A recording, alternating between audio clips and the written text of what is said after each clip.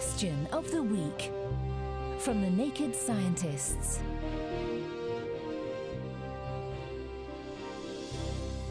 Hello and welcome to Question of the Week. This week we're answering this question sent in by listener David, who asks, on the show Tipping Point, often at the end they play out the final three counters as what would have happened.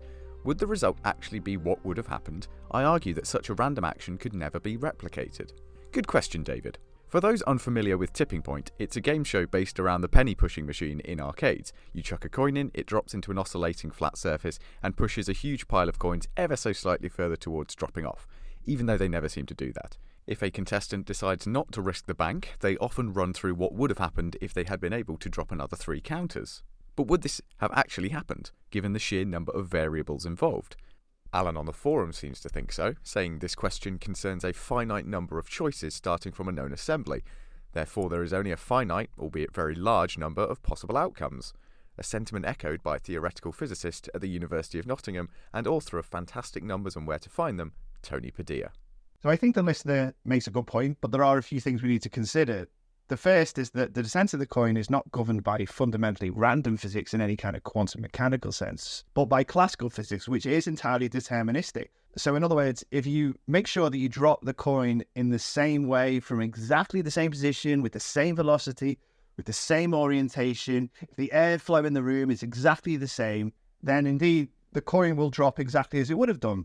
Of course, the reality is that you can never guarantee that level of precision. So the coin drop does become a kind of random event. So does that mean we really can't learn anything from Ben Shepherd saying, well, let's see what would have happened? Well, not quite, because the most important thing is not the coin drop, but the distribution of the large body of coins at the bottom. Inevitably, the larger it is, the more important it is.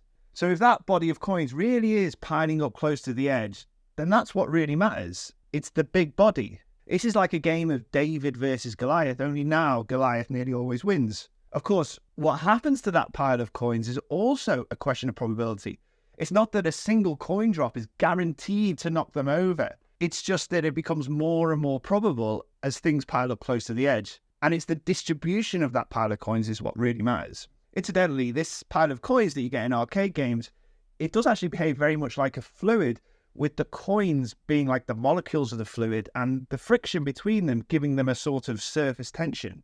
And you can do like a cool little experiment where you test some of these ideas. And so what you do is you take a large coin and you drop droplets of water onto the coin one by one. Now, if you've got a pipette, then great, use that.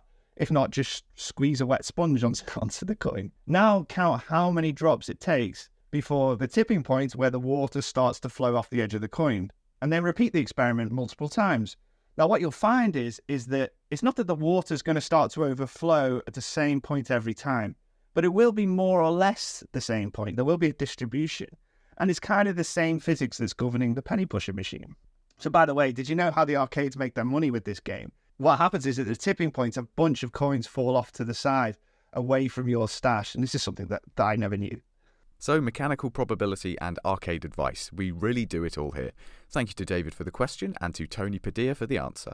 Next time, we're answering this question sent in by listener Donald, who asks, assuming mosquitoes have taste buds, then they should have adverse tastes. Have molecular scientists explored how to make or find chemicals that make mosquitoes disgusted?